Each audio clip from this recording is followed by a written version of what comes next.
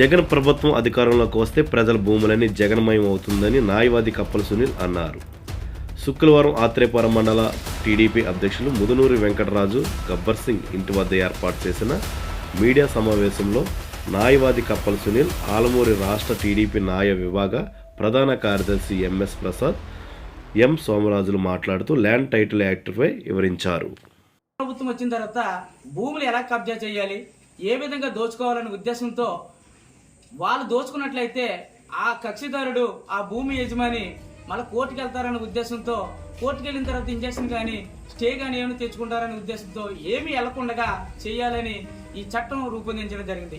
ఈ చట్టం యొక్క ముఖ్య ఉద్దేశం ఏంటంటే టీఆర్ఓ కింద ఒక ఎంఆర్ఓ ఆఫీస్ దగ్గర ఒక అధికారులు ఏర్పాటు చేయడం.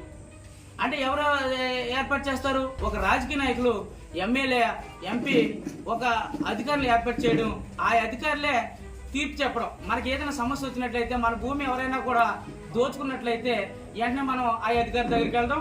ఆ అధికారులే మనకు తీర్పు చెప్తారు. ఆ అధికారులు ఎవరో కొనసాగంలో ఉంటారు? ఒక ఎమ్మెల్యే కానీ ఒక అధికార పార్టీ నాయకులు కొనసాగంలో మాత్రమే పనిచేస్తారు. వాళ్ళకి ఏమైనా లా తెలుసా?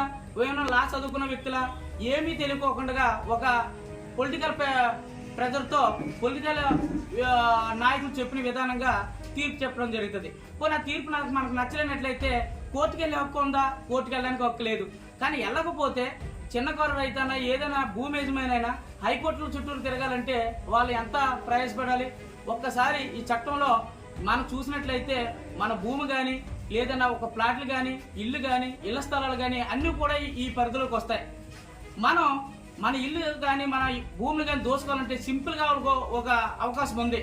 ఏంటంటే మనం నా భూమిలో అందులో నాకు వివాదం ఉందని ఒక అప్లికేషన్ ఎంఆర్ఓ స్థాయి అధికారికి మనం ఇచ్చినట్లయితే వివాద రిజిస్ట్రేషన్లో ఆ భూమి వివాదంలో ఉంది అని నమోదైనట్లయితే మన భూమి ఎవరికైనా అమ్మాలన్నా, భూమి కొనాలన్నా, ఏమండి మీ దాంట్లో వివాద రిజిస్ట్రేషన్లో వివాదం ఉంది అని చెప్తారు. ఆ వివాదానికి ముందు అప్లికేషన్ పెట్టుకోవాలనుకుంటే పోనీ అతనికి ఏమైనా దస్తావేజులు ఉన్నాయా, లేకపోతే ఏమైనా ఇతను రాసింది ఉంటుందా, ఒక పోనీ పాస్బుక్లు ఉంటాయా, ఏమి ఉండవు. ఒక వివాదంలో రిజిస్ట్రేషన్లో నాకు వివాదం ఉంది అని ఒక సింపుల్గా ఒక అప్లికేషన్ పెట్టినట్లయితే ఇంకా అతను గింజుకోవడం. ఎందుకంటే పోనీ కోర్టుకు వెళ్ళడానికి హక్కులు లేవు.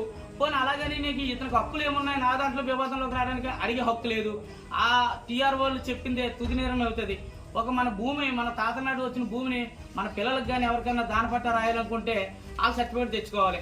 వాళ్ళు ముడుపులు చేయకోకుండా, ఒక పొలిటికల్ లీడర్స్ చెప్పకోకుండా ఆ సర్టిఫికేట్ ఇస్తారా? ఒక్కసారి ఆలోచించుకోండి. ఎందుకంటే భూములు ఎలా కబ్జా చేయాలో ఈ జగన్ ప్రభుత్వంలో ఈ చట్టం కొత్తగా రూపొందించడం జరిగింది. ఈ మధ్యకాలంలో మన పూర్వం చూసినట్లయితే మన భూములకు పాస్బుక్లు ఇచ్చేవారు. ఏదైనా ఉన్నదంటే స్వతంత్రం గాంధీ బొమ్మ, లేదంటే స్వతంత్రం జెండా ఏదో పెట్టేవారు. కానీ ఈ మధ్యలో ఆయన బాబు ఇచ్చాడా, లేకపోతే జగన్ ఇచ్చిన భూమా, అతను పాస్బుక్ల మీద అతను ఫోటో పెట్టుకోవడానికి అతను ఎంతవరకు అర్హుడు? కానీ ఏది చూసినా కూడా పాస్బుక్లో అతను ఫోటోలు పెట్టడం, అదేవిధంగా పాస్బుక్ మీద ఫోటోలు పెట్టడం కాదు, మన భూముల మీద సర్వే రాళ్ళు అతను ఫోటో పెట్టడం ఏంటి? సర్వే రాళ్ళు పెట్టాలంటే అతను ఫోటో పెట్టవలసిన హక్కు ఎక్కడ వచ్చింది?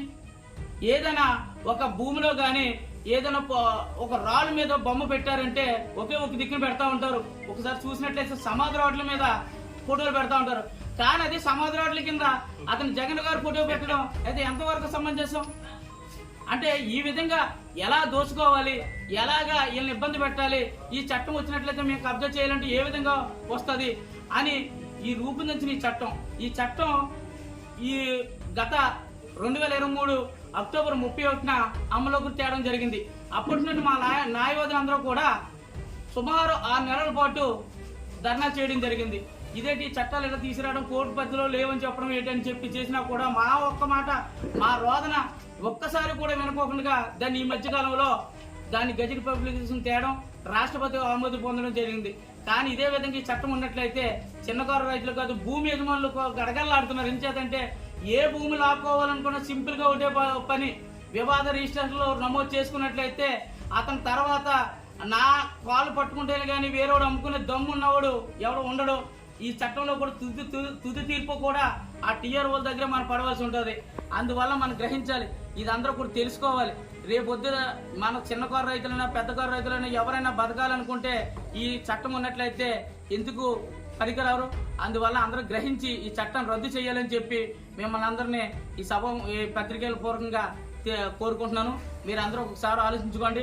చంద్రబాబు నాయుడు గారు ఈ చట్టాన్ని ఈ మధ్యకాలంలో చాలా సార్లు చెప్పారు. ఫస్ట్ సంతకం నేను అధికారం వచ్చినట్టు నేను చంద్రబాబు నాయుడు గారు ఒకటే చెప్పారు, మెగా డిఎస్సిలో ఫస్ట్ సంతకం పెడతాను, రెండో సంతకం ఈ చట్టాన్ని రద్దు చేస్తారని చెప్పి ల్యాండ్ టైటింగ్ యాక్ట్ రద్దు చేసే చట్టం కింద నేను రెండో సంతకం పెడతానని చెప్పి హామీ ఇచ్చారు. అందువల్ల మనమంతా కూడా తెలుగుదేశం పార్టీకి మనం అధికారం తెచ్చుకున్నట్లయితే ఈ చట్టం కూడా రద్దు చేసుకున్నట్లయితే అందరు కూడా ప్రజలు భద్రతగా తన భూములు తను కాపాడుకుంటారని చెప్పి ఈ సభాముఖంగా పత్రికా పూర్వకంగా మీ అందరికీ తెలియజేస్తున్నా. ధన్యవాదాలు.